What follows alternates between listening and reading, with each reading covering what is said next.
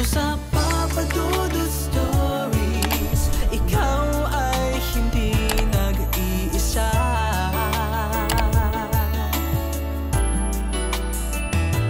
Dito sa Papa Dudut Stories, may nagmamahal sa'yo. Papa Dudut Stories, Papa Dudut Stories. Dear Papa Dudut, sa lahat po ng mga nakatutok ngayon, huwag pong kalimutan mag-like, mag-share at mag-subscribe. Maraming salamat po sa inyong lahat.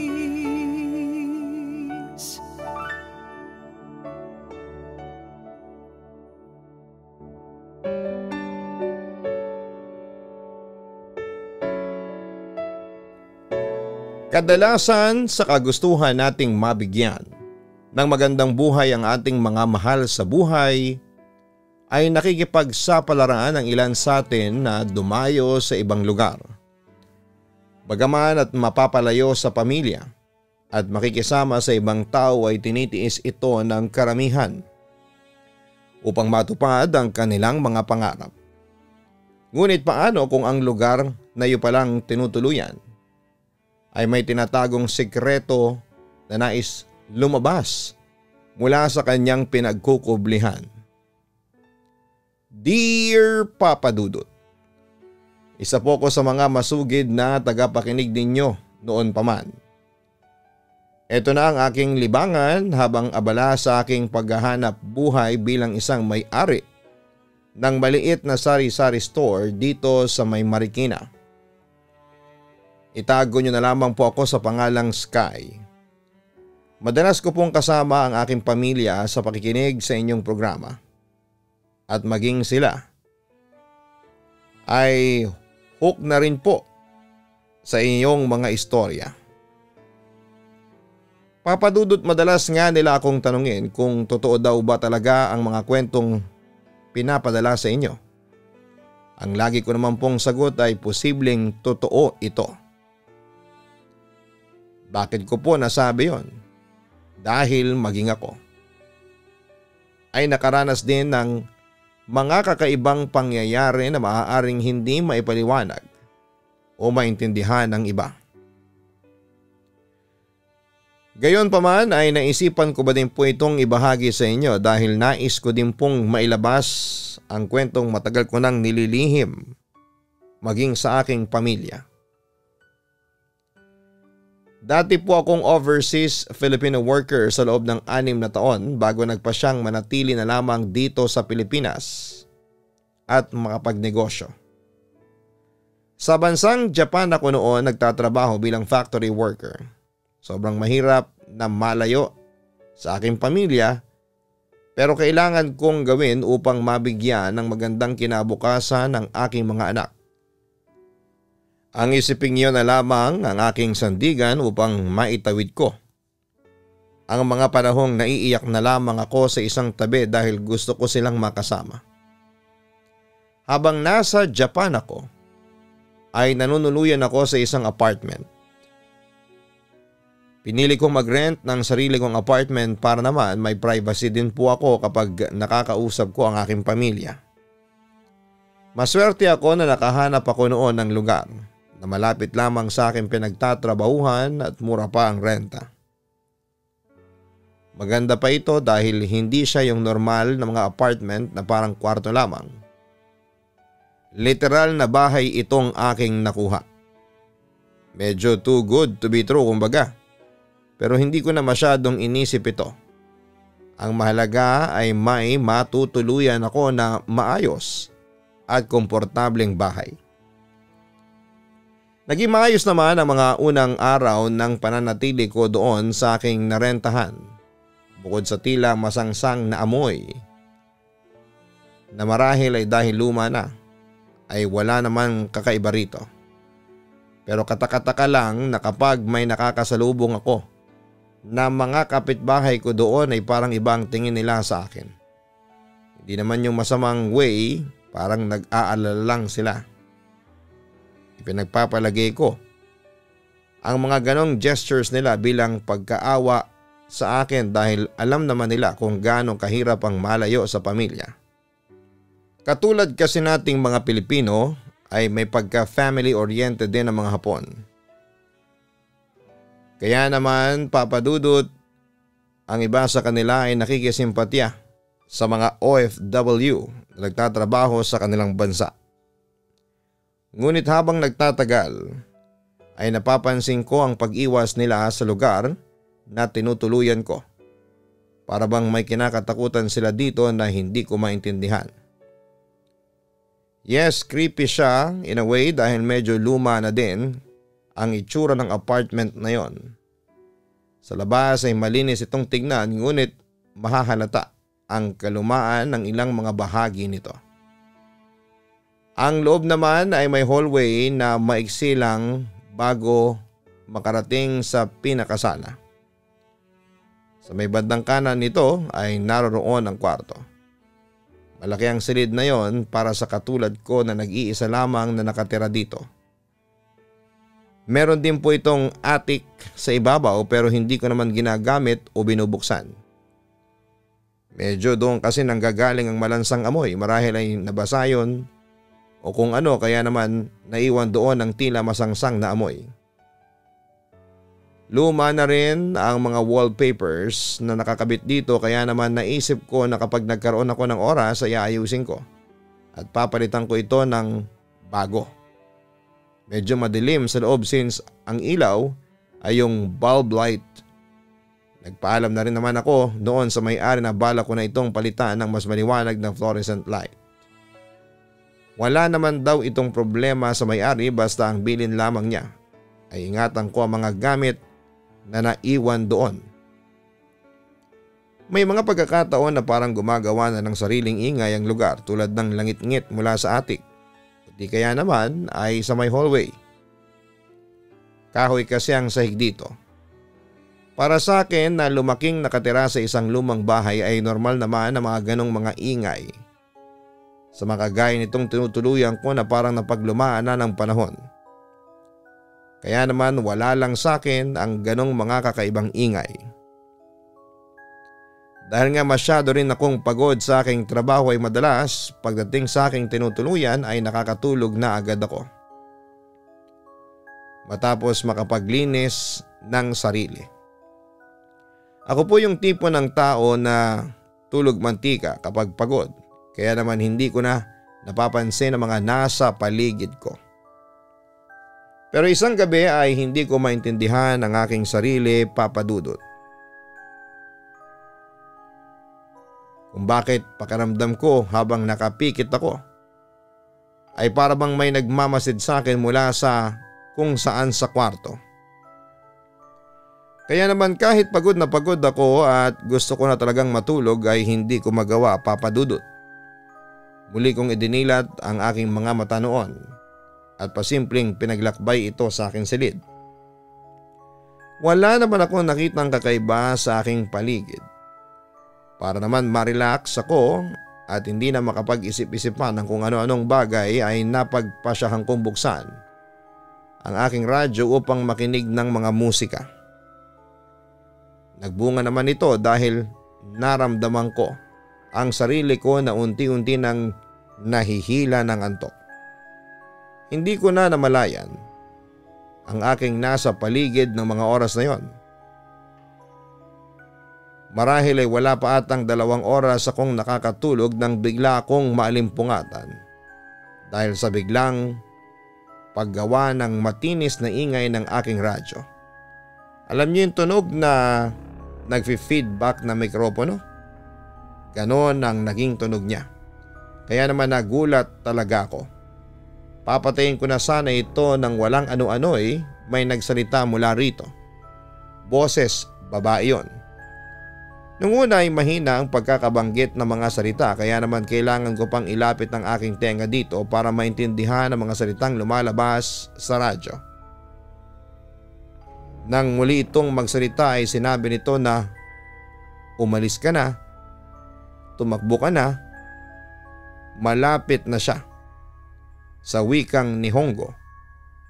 Napapaisip pa lamang ako sa kung ano ang aking naririnig nang bigla na lamang sumigaw ng malakas na ang sino mang nagsasalita sa radyo.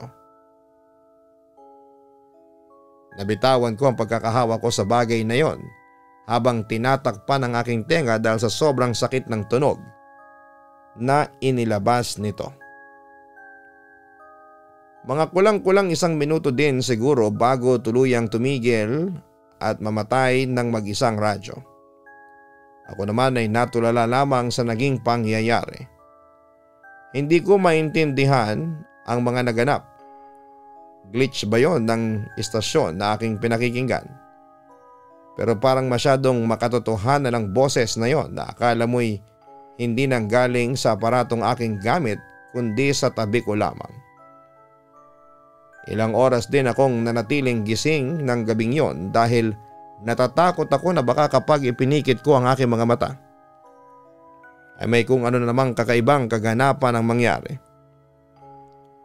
Pagkapasok ko sa trabaho ay parang lutang na lutang ang aking pakiramdam.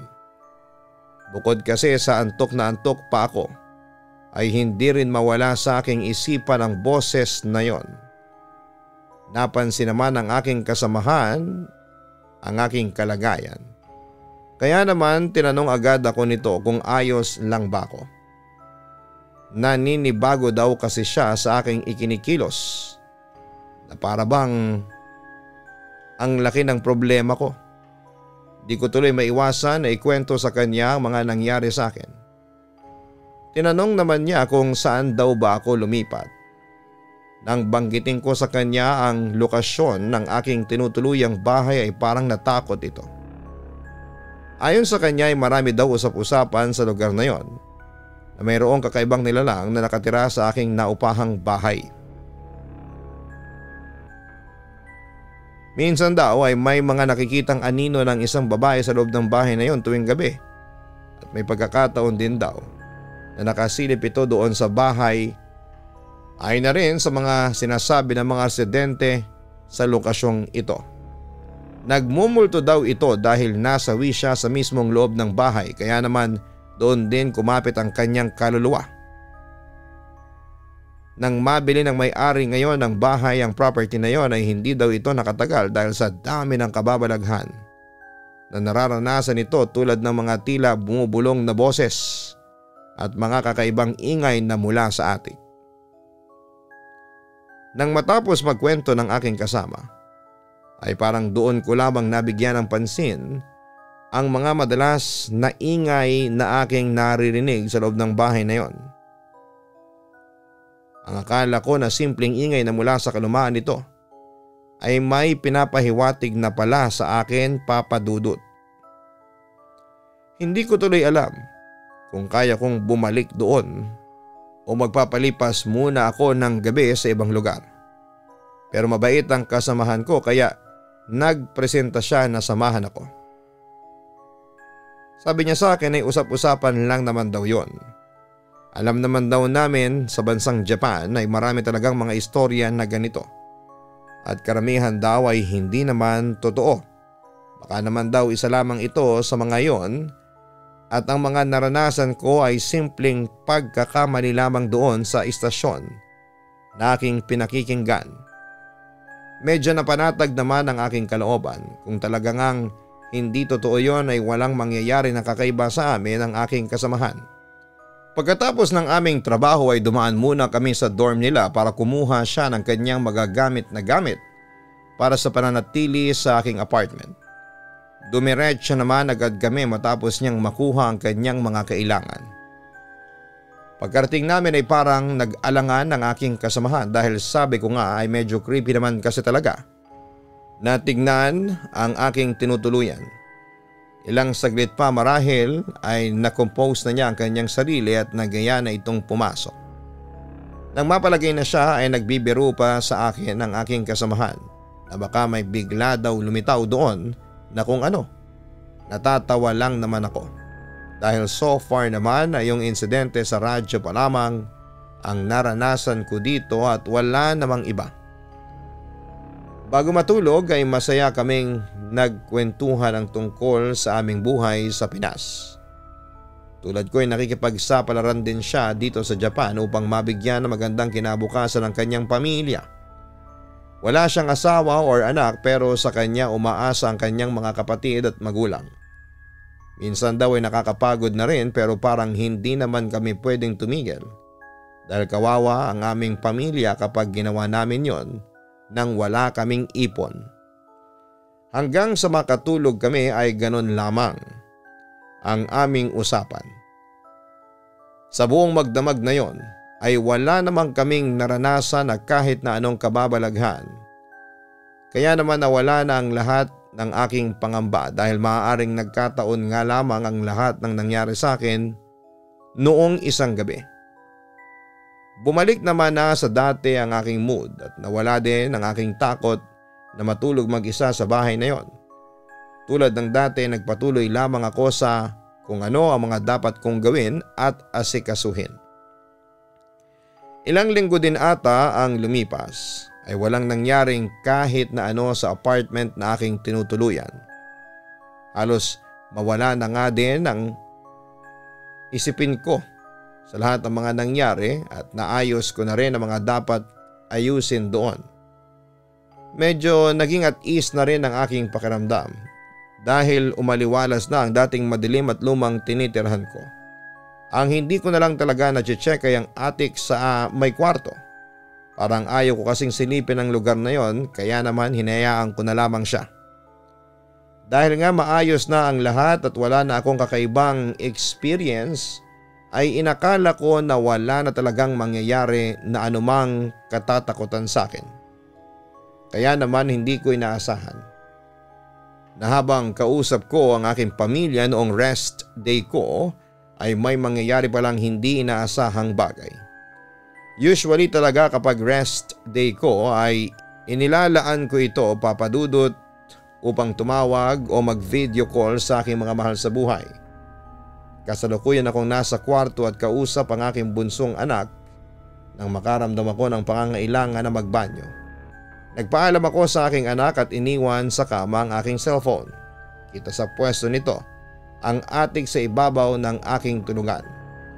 Mga ilang minuto din siguro ang lumipas ay natapos na rin naman ako. Kaya naman binalikan ko na rin kaagad ang aking anak upang makausap kong muli. Pagbalik ko sa kwarto at pagkuha ng cellphone ay napansin ko ang tila pananahimik ng aking anak na para bang may kinakatakutan ito. Tinanong ko naman agad siya kung ano ba ang nangyari sa kanya at ganon ang kanyang itsura.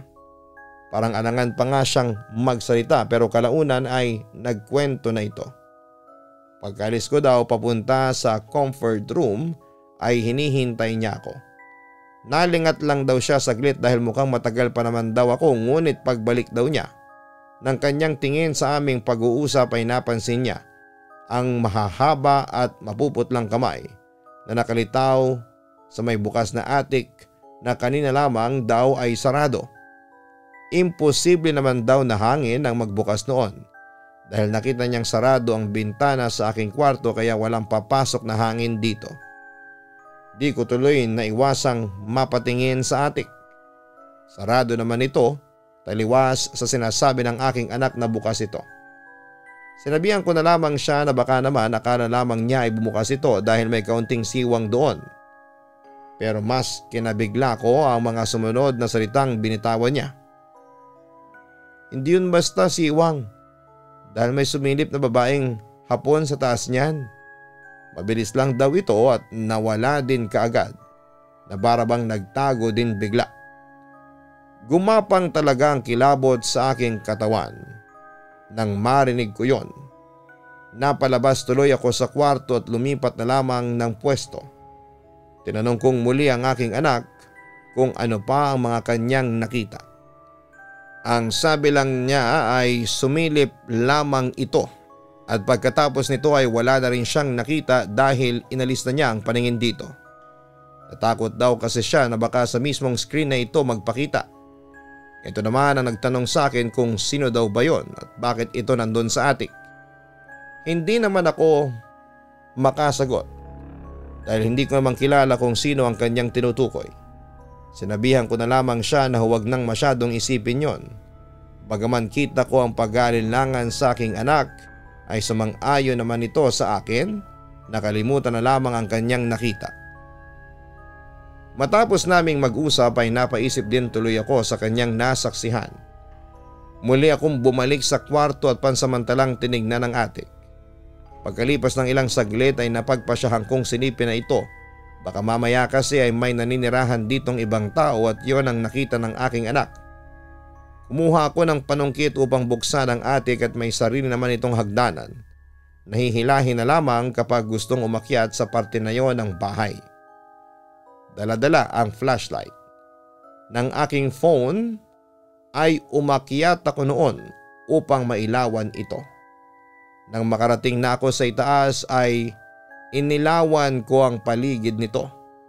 Wala namang laman ang atik at tila alikabok nga lang ang aking nakita. Pero kakaiba talaga ang nanggagaling na amoy dito. Parang may nabubulok na kung ano. Bababa na sana ulit ako nang makita ko mula sa sulok ang tila umiilaw na mga mata. Puting-puti ang itsura nito at parang glow in the dark. Katulad ito ng mga mata ng mga pusa kapag nasa dilim sila. Kaya naman naisip ko na mukhang may nakapasok na pusa sa amin at ang naaamoy ko marahil na tila bulok na bagay ay mula sa dagang tinangay nito doon. Inilawan ko naman ang parting yon, ngunit nakakapagtakang wala naman akong nakita na pusa. Nang tanggalin ko ang aking ilaw na dala ay muling lumitaw at umilaw na ang mga mata na yon. Dito na ako nakaramdam ng kaba dahil nakailang beses na ata akong pailaw-ilaw dito pero nawawala ito sa oras na matapatan ng flashlight. Kung pusa ito, mananakbo lamang ito palayo sa lugar na yon sa oras na matapatan ito ng ilaw. Dito na ako nagpasyang tuluyan ng bumaba papadudot. Kakaiba na kasi ang aking nararamdaman. Nang makababa na ako ay isasara ko na sana ang atik. Nang pag-angat ng aking tingin ay masilayan ko ang namumutlang mukha ng isang babae na nakangisi sa akin. Mahaba ang buhok nito at halos lumalaylay na sa may pinto ng atik. Haponesa ang itsura nito, ngunit ang kakaiba sa kanya ay ang mga mata niya na wala man lang kaitim-itim. Isang tingin pa lamang ay alam mo nang hindi ito normal na tao. Kaya naman ang makita ko siya at nakabawi na ako sa aking pagkakagulat ay napatakbo talaga ako palabas ng kwartong yon. Habang palabas ay tila narinig ko pa ang tila hagik-hik nito na parang natutuwa sa naging reaksyon ko sa kanya. Akala ko talaga ay sa pelikula lamang mangyayari ang ganong mga eksena. Ngunit posible din pala ito sa totoong buhay. Sino ang babaeng iyon at ano ang ginagawa nito sa may attic? Naalala ko bigla ang ikinuwento sa akin ng aking kasamahan noon na babaeng nagpapakita sa aking apartment. Posible kayang eto ang tinutukoy niya. Parang ayoko na tuloy bumalik pa sa loob ng kwartong yon at baka kung ano pa ang aking makita. Nang medyo nahimasmasa na ako sa aking pagkagulat ay nagpasya akong bumalik sa kwarto. Kailangan kong may sarado ang attic na yon at kukuha din ako ng ilang mga gamit dahil hindi ko ata kakayanin na matulog doon ngayong nalaman ko na may kakaibang nilalang na naninirahan sa attic. Nang masigurado kong wala na ang nakasilip na babae ay agad kong sinarado ang pinto ng attic at dali-daling kumuha ng mga gamit. Tinawagan ko din ang aking kasamahan upang ipagbigay alam sa kanya na makikituloy muna ako sa kanya dahil sa may nangyari. Agad-agad naman itong pumayag. Pagdating ko ay sinalubong na agad ako ng yakap ng aking kasamahan. Ikinuwento ko sa kanya ang lahat. Habang nagbabahagi ng aking karanasan ay hindi ko maiwasan na manginig ang aking katawan dahil sa sobrang takot. Hindi ko talaga inaasahan papadudot ng mga simpleng eksena. Sa mga napapanood kong pelikula ay mangyayari sa akin sa totoong buhay. Hindi pala ito nakakatuwa. Napagpasyahan namin ang aking kasamahan na matapos ang gabing yon ay sa dorm na rin ako manunuluyan dahil hindi ko na talaga kakayanin pa na manatili sa lugar na yon.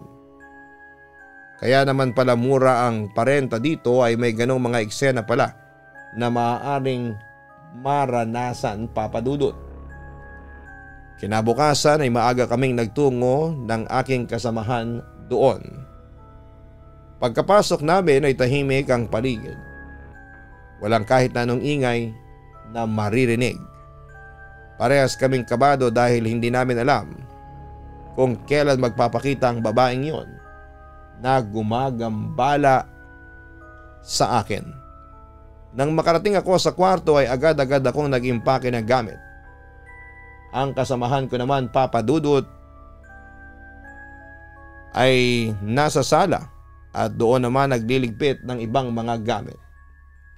Habang abala ako sa aking ginagawa ay biglang tumunog ang radyo na naroon sa aking kwarto.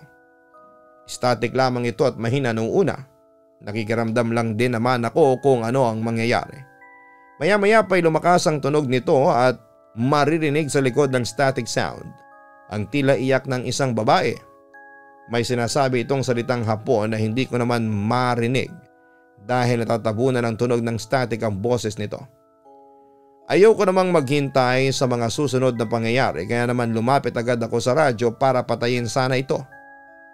Pero nagulat ako nang makitang ni hindi man lang nakasaksak ang radyo. Kahit na hindi ko nakikita ang aking muka ay alam ko na parang tinakasan ako ng kulay dito dahil sa sobrang takot. Sino ba namang hindi matatakot kung makita mong tumutunog mag-isa ang radyo? Kahit na hindi naman ito nakaplug. Kahit naman siguro sino ay ganon ang magiging reaksyon. Nanginginig akong kukunin sana ang radyo upang ilabas na lamang ito mula doon, pero hindi pa man nakakaabot ang kamay ko dito ay may mapuputla at mahabang daliri ang humawak sa aking kamay. Napapaluha na ako dahil sa peripheral vision ko ay kitang-kita ko ang babaeng katabi ko. Nakayuko ito, kaya naman ang buhok nito ay tumatabing sa mukha niya. Nakasuot ito ng naghahalong puti at pulang damit. Ramdam ko ang higpit ng pagkakahawak nito sa akin. Maya-maya ay dahan-dahan itong tumingin sa akin at tinanong ako sa salitang Hapon, "Naalis ka na? Aalis ka na?" Paulit-ulit lamang ang sinasabi nito hanggang sa maging pasigaw na ang boses nito na tila ba galit na galit. Tinangka kong tabigin ang kanyang nakahawak na kamay sa akin. Sa awa naman ng Diyos ay nagawa ko ito makalipas ang ilang saglit. Dala-dala ang aking mga gamit ay nagmamadali akong lumabas ng kwarto at hinanap ang aking kasamahan. Nakita ko naman ito na nakaupo na lamang sa sala at naghihintay na lamang sa akin. Hinila ko kagad ang kanyang mga kamay at pakaladkad ko siyang nilabas sa lugar na yon. Nagtataka man ito ay hindi na rin siya nagtanong, marahil ay nakita niya ang takot sa itsura ko. Bago kami makalabas sa pinto ay nilingon pa namin ang kwarto. Mula doon ay nakita ko nakasilip sa pintuan ng babaeng Hapones na nakangisi lamang sa akin. Pagkalabas namin ay parang doon pa lamang ako nakahinga ng maayos. Hinagod ng kasamahan ko ang aking likuran. Para bang sinasabi nito na ayos lang ang lahat. Nang medyo okay na ako ay nagpasya na kaming umalis. Hindi pa man kami nakakalayo ay lumabas ang isa sa mga kapitbahay ko sa lugar na yon. Nakita nito ang mga dala kong gamit. Ngumiti ito sa akin na para bang nakikisimpatya sa akin bago lumapit at kinausap kami ng aking kasamahan. Sinabi nito na wala daw talagang nagtatagal sa bahay na yon dahil na nga rin sa pagpaparamdam ng unang may-ari ng bahay. Nagulat nga daw silang magkakapitbahay na may nangupahan doon. Kaya naman kapag nakikita nila ako ay parang iwas din sila sa akin dahil natatakot sila na baka madala nila ang sumpa ng bahay na yon kapag lumapit sila sa nanunuluyan dito. Ayon sa kanya, ang orihinal na may-ari daw ng bahay na yon ay isang byuda. Hindi ito pinalad na magkaanak. At ang asawa naman nito ay tinamaan ng malalang sakit dahilan upang ito ay tuluyang pumanaw. Bagaman at mag-isa sa buhay ay hindi daw nila ito nakitaan ng kahit na anong lungkot. Mapagbiro pa nga daw ito Pero dahil nga mag-isa ay takaw tingin din ito sa ilang masasamang loob. Isang gabi daw ay pinasok ng mga kawatan ang kanyang bahay. Hindi naman daw ito nanlaban at tinayaan lamang na kuhanin ang kanyang mga mahalagang gamit sa pag-aakalang hindi siya gagalawin ng mga pumasok na yon. Ngunit nagkamali ito. Pagkatapos na limasin ng mga masasamang loob na yon, ang mahalagang gamit sa loob ng bahay ay walang awa nilang pinaslang ang babae. Natakot ang mga ito na baka isumbong sila nito pagkaalis nila, kaya naman nanigurado sila. Matapos ang brutal na krimen na yon ay tinago nila ang bangkay ng babae sa attic. Dahil gabi nangyari ang krimen at tahimik ang pagkakagawa ng mga masasamang taong yon ay hindi agad nalaman ng mga kapitbahay niya ang kanyang nakakalungkot na sinapit. May pagtataka man na namuo sa isipan nila dahil hindi ito lumalabas, ay ipinagsawalang bahala nila ang hindi pagpapakita ng babae. Kung hindi pa nga daw nangamoy ang katawan nito, ay hindi nila malalaman na naroon lamang pala sa loob ng bahay niya ang babae at wala na itong buhay. Nahuli din naman daw ang mga gumawa sa kanya noon pero hindi natahimik ang kaluluwa ng babaeng yon. Madalas itong nakikitang nakasilip o nakatayo lamang sa bintana. Tila nagmamasid kung merong nais pumasok sa kanyang tahanan. Matapos daw mabili ang property na yon ay hindi din nagtagal ang bagong may-ari. Bukod daw kasi sa masangsang na amoy ay may babaeng nanggugulo sa kanya habang naroroon. Hindi na rin naman niya ito nabenta muli kaya naman napagpasyahan ng bagong may-ari na paupahan na lamang yon. Pero katulad ng nangyari sa kanya ay hindi din nagtatagal ang mga nangungupahan dito. Batay sa paniniwala nila ay maaaring naiwan sa isipan ng babae ang pamamasok sa kanya ng mga hindi kilalang individual. Kaya naman tuwing may bagong mukha tulad ng mga nangungupahan ay talaga namang gumagawa ito ng paraan upang takutin at paalisin ang mga ito. Tila naging sumpa na nga daw ito ng bahay na yon. Matapos magkwento ng kapitbahay niyang yon ay tila mas naliwanagan siya sa mga nangyari. Marahil sa isip ng babae ay pinoprotektahan pa din niya ang kanyang lugar. Kaya naman ganoon na lamang ang mga pagpaparamdam nito. Doon ko din naintindihan ang kakaibang amoy sa attic. Dito pala siya itinago ng mga pumaslang sa kanya at naiwan noon ang amoy ng pagkakabulok ng kanyang katawan. Kinabukasan ay kinontak ko din ang may-ari ng inuupahan kong apartment at sinabi ko dito na hindi na ako tutuloy sa panunuluyan doon. Naintindihan naman niya ako at pinangakuan pa na ibabalik ang kahit kalahati sa aking ibinayad. Nabalitaan ko na lamang po na ang bahay na yon ay napagpasyahan na lamang ipagiba ng may-ari dahil hindi na rin naman ito matitirhan pa sa ganong kalagayan. Papatuyuan na lamang daw ito ng panibagong establishmento kapag nadasala na upang matahimik na ang kaluluwa ng dating may-ari ng bahay na yon.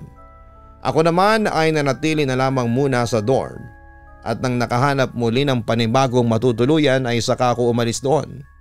Sinama ko na rin ang aking kasamahan na naging sandigan ko noong mga panahong kailangan ko ng tulong. Matagal nang lumipas ang pangyayaring yon sa aking buhay ngunit hanggang ngayon ay hindi pa rin po ito nawawala sa aking isipan. Minsan ay napapaisip pa din ako kung talagang nawala na ba ang multo na yon o patuloy pa din po siyang naninirahan at nabubuhay sa alaala ng nakaraan. Hanggang dito na lamang po ang aking liham, Papa Dudut. More power po sa inyong programa. Lubos na gumagalang, Sky. Hindi na bago sa atin ang pagkakaroon ng mga kakaibang nilalang sa ating mga tahanan. Minsan kasi, may mga pangyayari sa nakaraan na mahirap talagang makalimutan lalo na para sa mga individual na pumanaw. Naiiwan ito sa lugar kung saan ay huli silang nanatili at ito ang kadalasang nagiging dahilan upang mahirapan silang iwanan ang mga lokasyon na ito na minsan ay nakakaapekto na rin sa buhay ng mga bagong nagmamay-ari nito. Bagaman at ganito, may ilan na ang ninanais lamang ay protektahan ang kanilang mga naiwan na mga alaala. Marahil ay para sa ating mga nabubuhay ay isa itong panggagambala. Pero para sa kanila ito ay isang bagay na kanila na lamang nakasanayan at hindi nila agad-agad mabibitawan. Hanapin ang Kaistorya YouTube channel. Yan po ang aming second channel na nag-upload ng mga horror stories narrated by Jason Steele. At ganon din ang aming personal family vlogs. Ang pangalan po ay Papa Dudut Family at ang link po niyan ay makikita sa homepage ng Papa Dudut YouTube channel. Sana po ay silipin po ninyo pagkabalang hanapin at meron po kayong chance na manalo sa bawat episode. Kung papaano, manood po kayo. Maraming salamat po.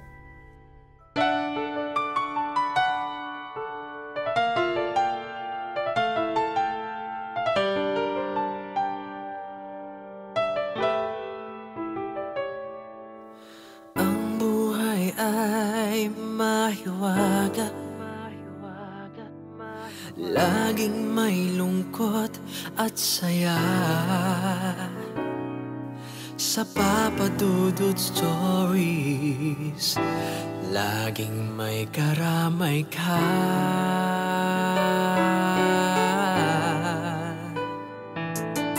Mga problemang kaibigan,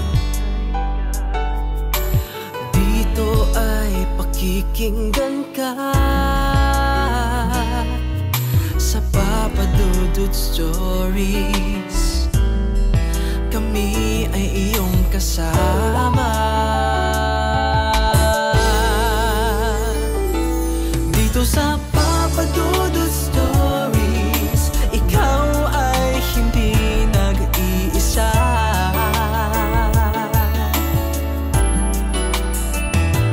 Dito sa Papa Dudut Stories, may nagmamahal sa'yo.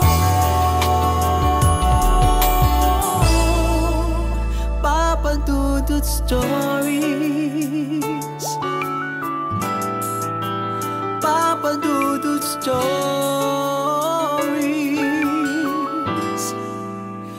Papa Dudut Stories.